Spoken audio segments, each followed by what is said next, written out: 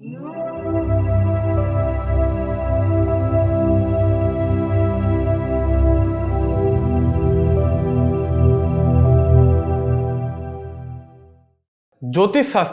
চলতি মাসে এই শুভ রাজযোগে ভাগ্যের দ্বার খুলবে কোন কোন রাশির ব্যক্তিদের, সেটা চলুন এই ভিডিওর মাধ্যমে দেখে নিই।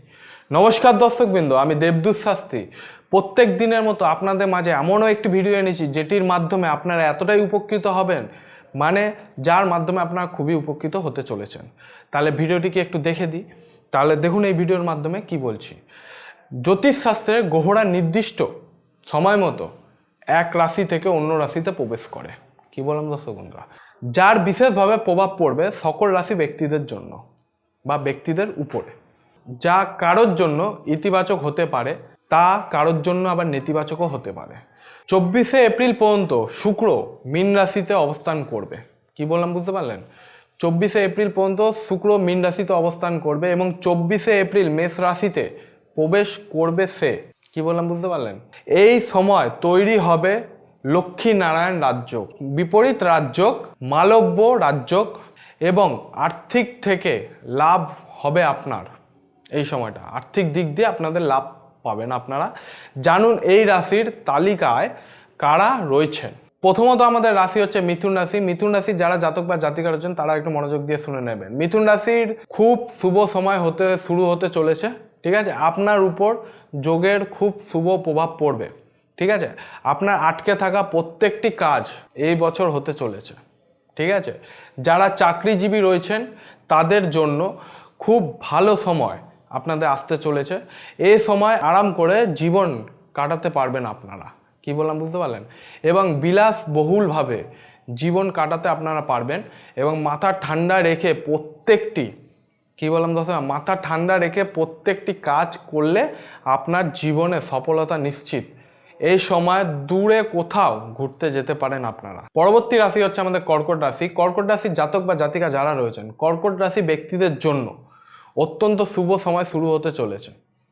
এই সময় আপনার বেতন বাড়তে পারে, ঠিক আছে? তাছাড়া যারা ব্যবসা করছেন তাদের ব্যবসায় খুব একটা সফলতা দেখতে পারবেন আপনারা। সোনার ব্যবসায় যারা যুক্ত আছেন কর্কট রাশির জাতক বা জাতিকারা, তাদের আর্থিক দিক দিয়ে কিন্তু অত্যন্ত লাভ হবে এবং অমীমাংসিত কাজ আপনাদের কিন্তু দ্রুত শেষ হয়ে যাবে। আপনার বড় কাজের কোনো সুযোগ পাবেন আপনারা। তাছাড়া বেসরকারি চাকরিতে কর্মরত ব্যক্তিদের নতুন চাকরি পাওয়ার সম্ভাবনা বেশি রয়েছে। পরবর্তী রাশি হচ্ছে আমাদের সিংহ রাশি। সিংহ রাশির যারা জাতক বা জাতিকা রয়েছেন তারা একটু মনোযোগ দিয়ে শুনে নেবেন। সিংহ রাশি ব্যক্তিদের দশম ঘরে এই শুভ যোগ তৈরি হতে চলেছে, তাই আপনি যা চাইবেন তাই কিন্তু করতে পারবেন। এই সময় আপনার ভাগ্যে পূর্ণ সমর্থন পাবেন, আপনারা ভাগ্য থেকে পূর্ণ সমর্থন পাবেন এবং আপনার আটকে থাকা প্রত্যেকটি কাজ হয়ে যাবে এই সময়টাতে এবং বিবাহিত জীবনে আপনি সুখী হবেন এবং আপনাদের এই সময় কর্মজীবন নিয়ে কিন্তু আপনারা কর্মজীবনের থেকে কিন্তু আপনারা ব্যবসায় সুখের মুখ দেখতে পারবেন, ঠিক আছে? ব্যবসায় উন্নতি হবে আপনার এবং পরিবারের সকলের সঙ্গে শুভ সম্পর্ক বজায় রেখে চলতে হবে আপনাদের, ঠিক আছে? এর পরের রাশি হচ্ছে কন্যা রাশি। কন্যা রাশির জাতক বা জাতিকা যারাই রয়েছেন তারা একটু মনোযোগ দিয়ে শুনে নেবেন। কন্যা রাশির জাতক বা জাতিকাদের জন্য এই সময়টা খুব শুভ ফল, মানে শুভ সময় শুরু হতে চলেছে। এই সময় আপনার আটকে থাকা প্রত্যেকটি কাজ হয়ে যাবে এবং বিবাহিত জীবনে, যদি আপনি বিবাহিত জীবন নিয়ে নাজেহাল হয়ে থাকেন, বিবাহিত জীবন নিয়ে আপনি কিন্তু সফলতা পেতে পারেন, ঠিক আছে? তাছাড়া আপনার জীবনে নতুন সুখ হবে, মানে নতুন সুখ আসতে চলেছে এবং কর্মক্ষেত্রে খুব উন্নতি করতে পারবেন আপনারা এবং আপনার আটকে থাকা প্রত্যেকটি কাজ আপনাদের সফলতা অর্জন করবে। আমাদের পরবর্তী রাশি হচ্ছে ধনু রাশি। ধনু রাশির যারা জাতক বা জাতিকা রয়েছেন তাদের জন্য বলেছি মনোযোগ দিয়ে শুনে নেবেন।